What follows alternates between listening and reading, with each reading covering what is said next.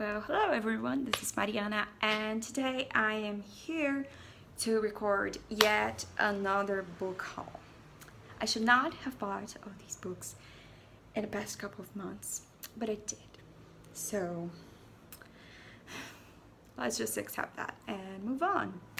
So the first couple of books I have to show you guys are classics. The first one being The Scarlet Letter by Nathaniel Hawthorne. I never know how to pronounce this name, but I'm assuming it's Hawthorne. It tells the story of a woman who had a child out of wedlock and was condemned to walk around with the word A written in red, embroidered, yeah, I think that's it, to her outfits. It seems to be a very interesting study on morality and hypocrisy and the role of a woman in society and stuff like that. So yeah, I'm excited to give this one a go. I'll probably pick this up in December, especially considering that it's really tiny. The second book I bought this month, I had actually already bought, and it was secondhand from thrift books, and it is Daphne du Maurier's, and this is a very difficult video for pronunciation, let me tell you that. It is Rebecca by Daphne du Maurier. There you go, I said it. It tells the story of a woman who had a very rough life and met this guy who's super rich. She marries him and goes to live with him in this really big mansion. But as she gets there, he's a widower.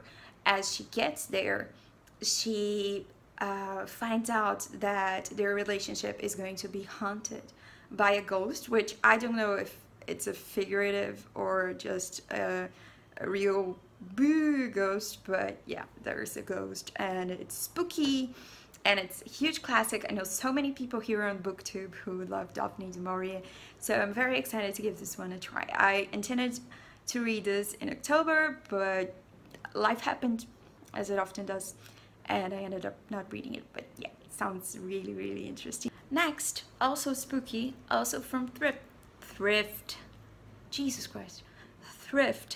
books, is Night Film by Marisha Pessel. It's about a girl who shows up dead, and everyone thinks it's suicide, but this investigator who's following the case gets intrigued when he finds out that her father is this very reclusive cult film director, and he starts to dig into the case. I wanted to get this as a physical copy because, let me show you guys, it has all sorts of different stuff inside. Like, it's the sort of book that actually benefits from being read in a physical format because it has illustrations and all that stuff that I find that the Kindle simply doesn't show in the same way, simply doesn't impact in the same way as images in a physical copy do. So I really wanted this in a hardback, and I got it. It's beautiful. Can you see that? It sort of shines and stuff. It's so pretty, and I'm excited to read it. Next, I have two birthday presents given to me by my lovely sister. Thank you, Victoria. And the first one is a book that has been a huge hit this year, and I was so excited to finally get my hands on, and it is Children of Blood and Bone by Tomi Adeyemi. This is fantasy, young adult fantasy, and it's been considered one of the best fantasy books of the year. It tells the story of a girl who lives in this sort of group of people, like her family and other people who use magic. And one day the king in her country decides that magic is forbidden and that he wants to eradicate magic from his kingdom. And in this process, her group of people is devastated, and her mother gets killed apparently, and she has this one chance to take back their magic and their right to magic and to freedom. And so she joins this sort of renegade princess, apparently, from what it says in the blurb, and they'll try and defeat the prince, I think, who has this decree saying that magic is forbidden. It's such a huge hit. Everyone seems to love it. I've heard so many people say, oh, I didn't think I was going to like it that much because there was such hype around it, and they still loved it. So I'm excited to give this one a go. I'm probably going to read it this month because the Goodreads Choice Awards nominations are already happening, and I want to be able to read this so that I can quite possibly vote for it. We'll see. Next is another gift from my sister, and it is Bulfinchs Mythology by Thomas Bulfinch. Bulfinch was this guy in Victorian England who decided that more people should have access to mythology and to the ancient myths. And he basically compiled all of them in this one volume. It's divided in 3 parts, not sure if you can see, but it's divided in 3 parts, and it compiles ancient like Greek and Roman myths, then King Arthur myths, and then Charlemagne myths. So it's a really interesting companion, and Bulfinch wanted that people who didn't have a classic education, who didn't read in Greek and Latin, could have access to these stories, especially since so many of them are mentioned in, say, Shakespeare or in poetry or in novels in general. And it's kind of interesting. I've started reading. I read the first couple of pages, I think, and he tells a myth and sort of shows you where this myth is referenced in, say, a poem or a bit of literature. It's really interesting. So even though he sort of cut out the more graphic bits of ancient myths, it's still an interesting way to get started in mythology and to get ready to understand all the references that so many classic and even contemporary authors have made. And it's also a very beautiful edition. Look at this Medusa.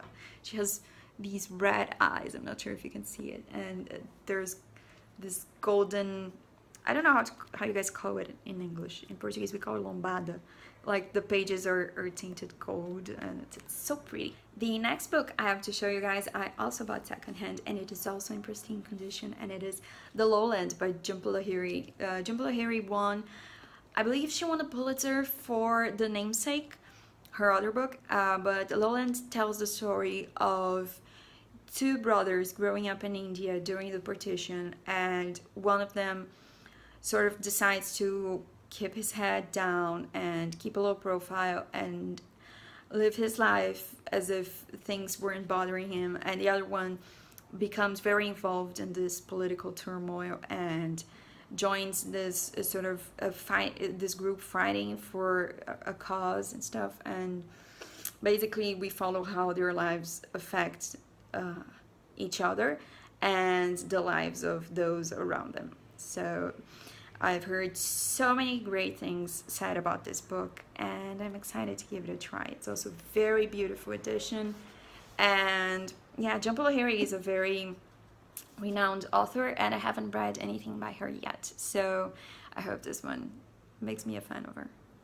Next, because for some reason I decided that the fact that I knew absolutely nothing about dinosaurs was something that had to be fixed, I decided to pick up Dinosaurs, The Grand Tour by Kiran Pim, I want to say? Yeah. And this is a book that basically goes dinosaur to dinosaur, species to species, showing you bits of illustration and the story of how they were discovered, and oops, marker went down, and comparing their sizes and stuff. And it also has really interesting bits of explanation in the beginning and in the middle about the history of dinosaur discovery. And it basically takes each dinosaur and uses the species as a platform to give us information about not only that said species, but also about all the other ones, and about the work of the scientists who made all these discoveries, and how they differentiate one type of dinosaur from the other. And since I know absolutely nothing about dinosaurs other than what I've learned from Jurassic Park, this is turning out to be a very interesting read. It's written in just that bright prose for nonfiction, in which it's not too complicated for someone who's a novice in the subject, and still not too idiotic. Like, it's not condescending. It doesn't talk to like you know absolutely nothing about life, the universe, and etc. So I'm finding this a very interesting read. Of course, I can't memorize every single dinosaur in the first read, but I think it's going to be very interesting to go back to it again and again, and pick up my favorite dinosaurs and find out more about them. And it's a great starting point to actually lead me to other reads about dinosaurs. So if you're interested in learning more about dinosaurs and you don't know where to start, this is a very good place to start. And it's also, I believe, a very good gift to children, especially middle grade, who are interested in finding out more about these creatures. It's very accessible and interesting both to children and adults, I'd say. The next book I have to show you guys is a book that I've already read. I read it in the beginning of the year, but I loved it so much that I wanted a physical copy of it, and it is The Cruel Prince by Holly Black. This tells the story of two sisters who, when very young, I think they were like 6 or 7, this guy shows up at their doorstep saying that he is their father, and then proceeds to kidnapping both of them and killing their mother and the man they thought was actually their father. He kidnaps them and takes them with him to the world of Fae. However, these two girls are humans, and in this world of Fae, they're seen as a subspecies, as very boring and useless and mortal, and they don't have any gifts or talents. And these two sisters, one of them decides to sort of blend and to accept that they are in this role in this society, and to make friends and to sort of adapt. And the other one just can't take it. She can't accept the death of their parents.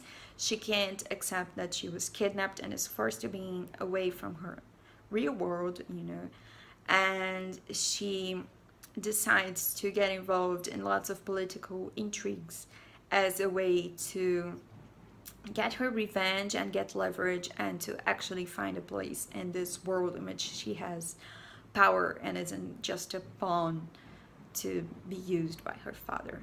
Next, I have History of Wolves by Emily Fridland. For some reason, I can never remember this author's name. History of Wolves tells the story of a girl who grows up in this very isolated scenario. She grows in the sort of forest, from what I've read in the blurb, and her world is turned upside down when a teacher she very much admired is found with child pornography in his computer.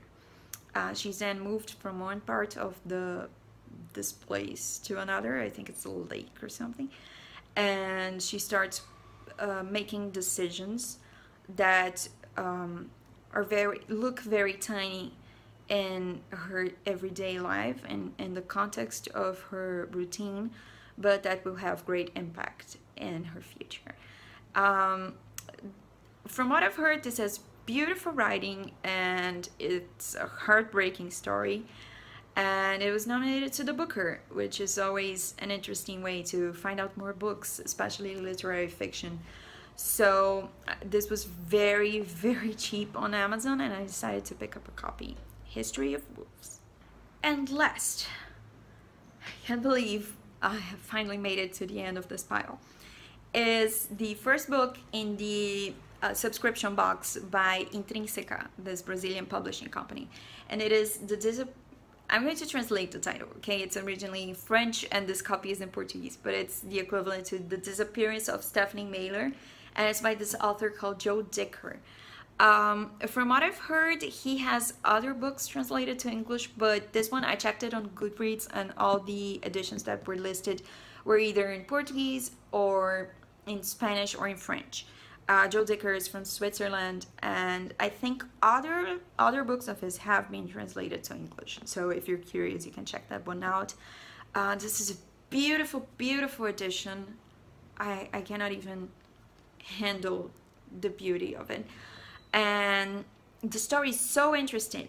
I'm, as you can see, more than halfway through it, and it's basically the police investigation of a quadruple murder in 1994, and 20 years later, the detectives responsible for catching the culprit find out that they might have caught the wrong guy, and that the person who's actually responsible might have gone free. And the reason they suspect this is because this journalist who's digging through the story, Stephanie Mailer, disappears, and by studying her, by looking into her disappearance, they start to find all these clues that lead them to believe that the investigation that took place in 1994 is pivotal for understanding what happened to Stephanie. And it's so interesting. It's such a well-built story. It has billion characters, and the author still manages to describe them all so well and to give them really beautiful and interesting personalities. Yeah, I'm going to have a full-on review in Portuguese later, but I'll probably describe it in a wrap-up in English too, because I hope this eventually gets translated to English so that more people have access to it. So those are the books I bought in the past couple of months. A bit too many, considering the fact that I still have 70 plus books on my physical TBR, and that I keep reading on my Kindle when I should be going through those. But yeah, those are the books I bought, and I'm very much excited for every single one of them. I hope you guys enjoyed this video. If there's one of these books that you want me to prioritize so that I can review it, and if you have suggestions of books that you think I might like based on the ones that I got, please let me know down in the comments. And make sure you click the like button if you enjoyed this video, and don't forget to subscribe if you want to see more in the future. See you guys soon. Bye.